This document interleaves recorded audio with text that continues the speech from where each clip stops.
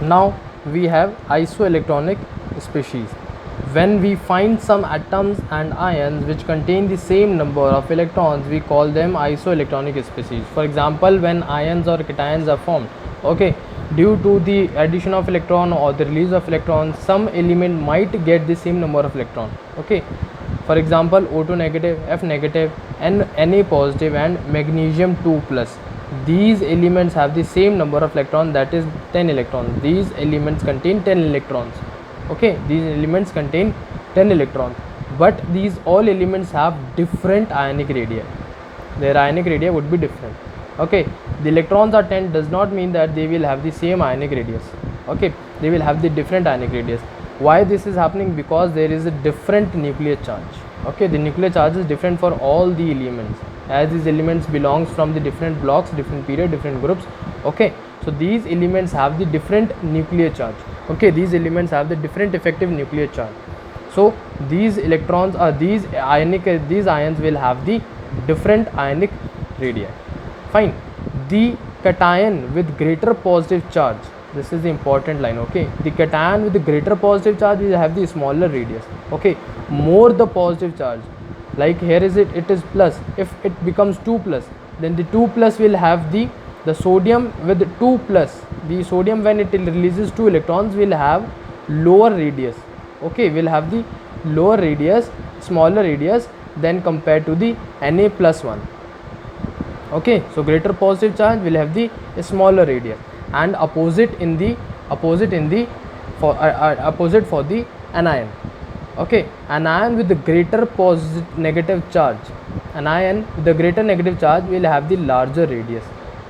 Okay, the greater the negative charge on the atom will have the larger radius. Okay, why this is happening? Because of the repulsion between the electrons. Okay, when the repulsion occurs between the electrons, okay, the electrons want to go away from each other, hence the radius decreases, the radius increases due to the weak nuclear charge. Okay, the nuclear charge becomes very weak.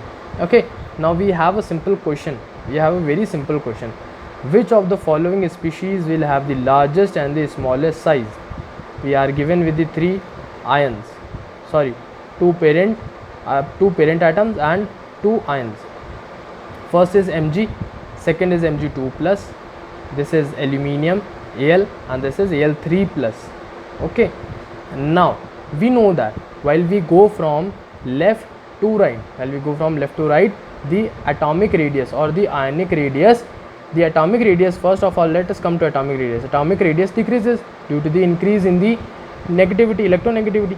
Okay, so atomic radius decreases across a period. So cations are smaller than the parent, and cations are smaller than the parent atom. Okay, so magnesium, and while moving from top to bottom, the atomic radius increases. Okay, so Mg and Al are of the same period. Okay, magnesium and aluminum comes in the same period.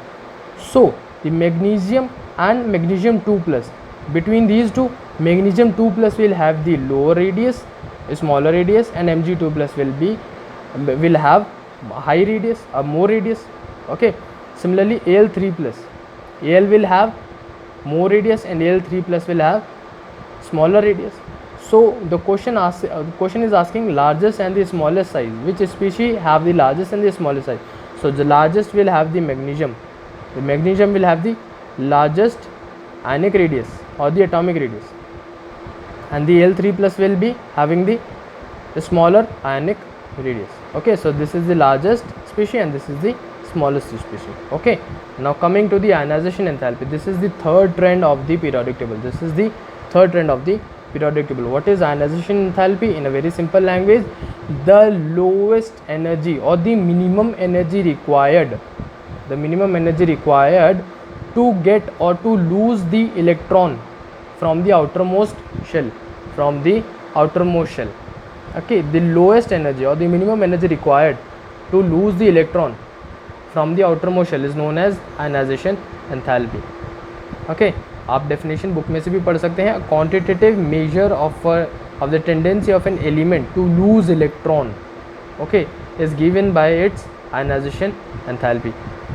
It represents the energy required to remove an electron from the isolated gaseous atom. Okay, we need isolated gaseous atom, or in its ground state, means it should not be in the charge, it should not be charged species. Okay, it should be neutral species.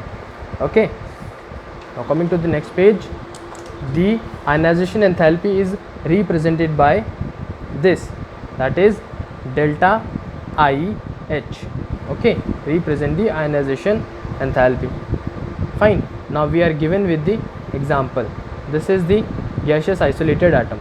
Okay, we are giving energy, we are giving certain energy.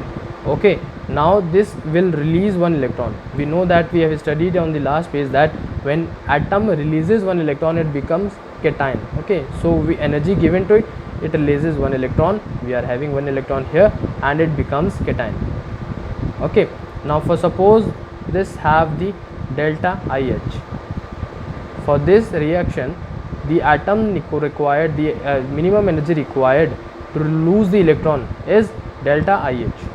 Okay, now we have already taken out one electron from this parent atom. Now again we again want to remove one more electron from it, so we are taking X plus as the parent atom. Okay, and X plus we are giving some more energy and we will remove one more electron. Here we are having one more electron, and after removing and after releasing one more electron, it will become 2 plus. Okay, it will have charge 2 plus. So now delta IH2, let us take this delta IH2. Okay, so this is higher than first energy, than the first ionization enthalpy.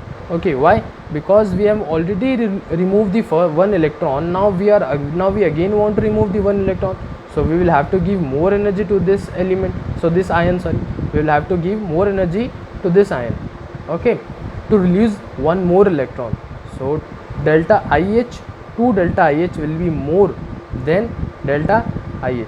We can write this as 2 delta IH. I am just taking this example. Okay, second delta I will be higher than delta IH. Fine. Okay, this is the ionization enthalpy. Now what is the trend between these? Now what is the trend in this ionization enthalpy?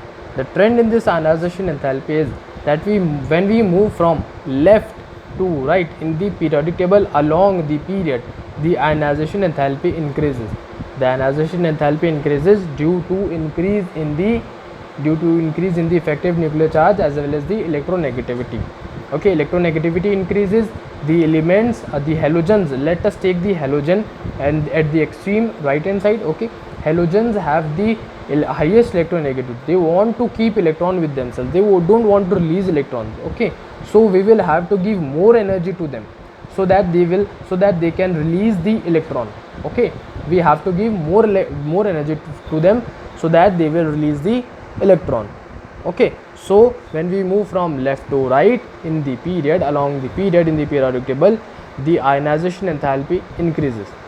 Okay, and when we move from top to bottom, in the periodic table, the ionization enthalpy decreases. We will have to give lesser energy to the francium compared to the lithium. Okay, when we moving from top to bottom, let us suppose we are moving from lithium to francium. Okay, we will have to give less energy to francium to release the electron from its outermost shell, and we will have to give more energy to the lithium to release the electron, because lithium has the smaller size, and lithium's nucleus of lithium will attract electron more powerfully, and francium has a larger size than lithium, so the effective nuclear charge is weak. Hence we will require a lesser energy to release the electron from its outermost shell. So this is the trend in the ionization enthalpy. Now we will study the next trend, the more trends in the next class. Hope so that till now whatever I have explained you have understood this. If you have not understood, if you have any doubt, you can ask me in the next class whenever we will meet. Okay, goodbye, take care.